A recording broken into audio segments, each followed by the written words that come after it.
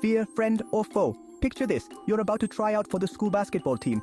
You've practiced hard, but your heart's racing. Palms are sweaty. That, my friend, is fear. We've all been there. It's that knot in your stomach before a big game or a presentation. But is fear good or bad? Well, it's both. Think about it. Fear keeps us safe. It stops us from doing dumb things like petting a tiger or jumping off a cliff. It's like our internal alarm system, warning us of danger. But sometimes fear can hold us back. It can stop us from taking risks, trying new things, or going after what we really want.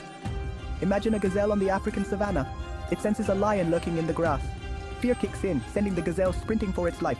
This fear-driven response is crucial for survival. Now imagine that same gazelle, too scared to leave its hiding spot, even to find food or water. That's fear working against it. Fear, like fire, is a powerful force. It can be destructive if left unchecked, but harnessed correctly, it can be a source of incredible energy and growth. The key is understanding how fear works and learning to use it to your advantage. The biology of fear. It's in your DNA. Fear is primal. It's hardwired into our brains, passed down through generations of evolution.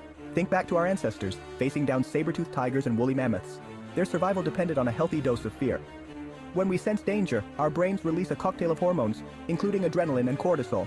These chemicals trigger our fight, flight, or freeze response, preparing our bodies to either confront the threat, run away, or stay perfectly still and hope for the best. This response is automatic. It happens in a split second, bypassing our conscious thought processes. That's why we might jump at a sudden noise or break into a cold sweat when we encounter something scary. It's our body's way of saying, hey, pay attention, something's not right. But here's the thing. Our modern world is a lot different from the savannah. We're not facing down predators on a daily basis, unless you count that grumpy math teacher. Yet our brains still react in the same way, even when the threat is as simple as giving a presentation or asking someone out on a date. Frozen by fear. When fear paralyzes. We've all been there, frozen in place, heart pounding, mind racing.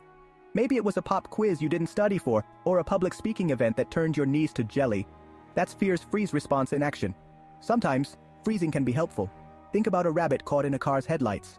Its instinct is to freeze, hoping to avoid detection.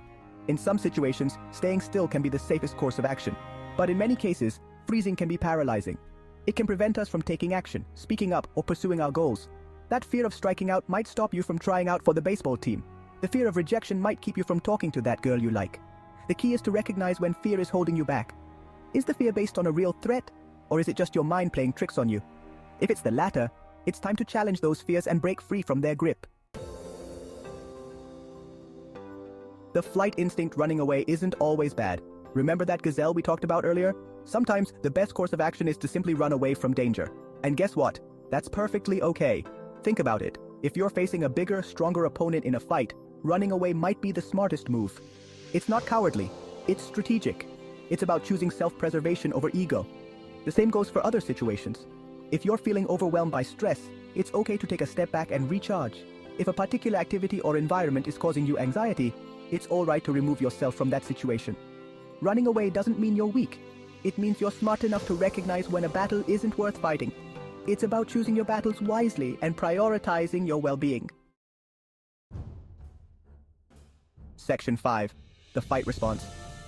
Sometimes you gotta push back. Now sometimes you gotta stand your ground and fight. This is where courage comes in. Courage isn't the absence of fear, it's feeling the fear and doing it anyway. Think of firefighters rushing into burning buildings or soldiers defending their country. They're not fearless, they're courageous. They feel fear, but they don't let it control them. You don't need to be a superhero to be courageous. Courage can be as simple as standing up to a bully, speaking up for what you believe in, or facing a fear that's been holding you back. Remember, courage is a muscle. The more you use it, the stronger it gets. So, the next time you're facing a challenge that scares you, don't back down. Step up, dig deep, and fight for what you believe in. Section 6. Fear of missing out. The social pressure cooker. Ever scrolled through social media and felt that pang of envy? Everyone else seems to be having the time of their lives, while you're stuck at home, right? That, my friend, is the fear of missing out, or FOMO for short. FOMO is a real thing.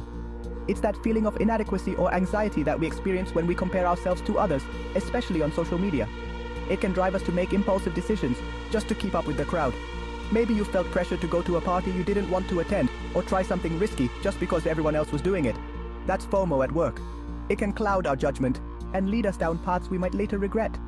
Remember, social media is just a highlight reel. It's not real life. Don't let the fear of missing out dictate your choices or make you feel bad about yourself. You're on your own journey, and that's perfectly okay. Section 7. Fear of failure. The achievement anxiety trap. We all want to succeed. We want to ace that test, score that winning goal, or get that scholarship. But sometimes the fear of failure can be so overwhelming that it paralyzes us.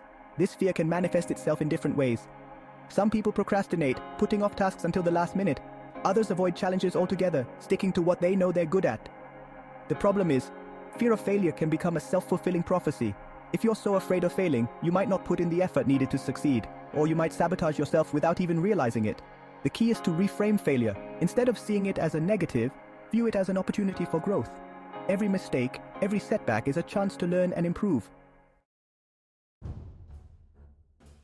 Section 8. Turning fear into fuel. Using fear to your advantage. Fear, believe it or not, can be a powerful motivator.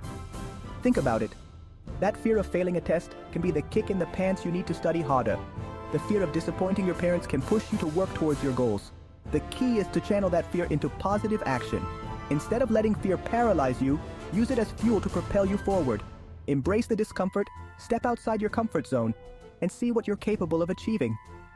Remember, some of the greatest achievements in history were born out of fear. The fear of disease led to the development of vaccines. The fear of war spurred technological advancements. Fear, when harnessed correctly, can be a catalyst for incredible progress. So the next time you feel that familiar surge of fear, don't shy away from it. Acknowledge it, understand it, and then use it to your advantage. Turn that fear into fuel and watch yourself soar. Section 9. Real-life heroes when courage conquered fear. History is full of ordinary people who achieved extraordinary things by confronting their fears. Take Rosa Parks, for example. She was terrified of the consequences of refusing to give up her seat on that bus, but she did it anyway, sparking a movement that changed the course of history. Or consider Malala Yousafzai, the young Pakistani activist who defied the Taliban to fight for girls' education.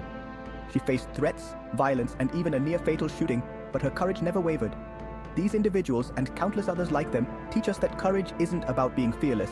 It's about acknowledging our fears, but choosing to act despite them. It's about standing up for what we believe in, even when it's difficult or dangerous. Their stories remind us that we all have the potential for greatness within us. We all have the capacity to overcome our fears and make a difference in the world. Section 10. Taming the fear monster. Strategies for control. Fear can feel overwhelming, but there are ways to manage it. Think of it like taming a wild animal. You can't just ignore it, you need to learn how to control it.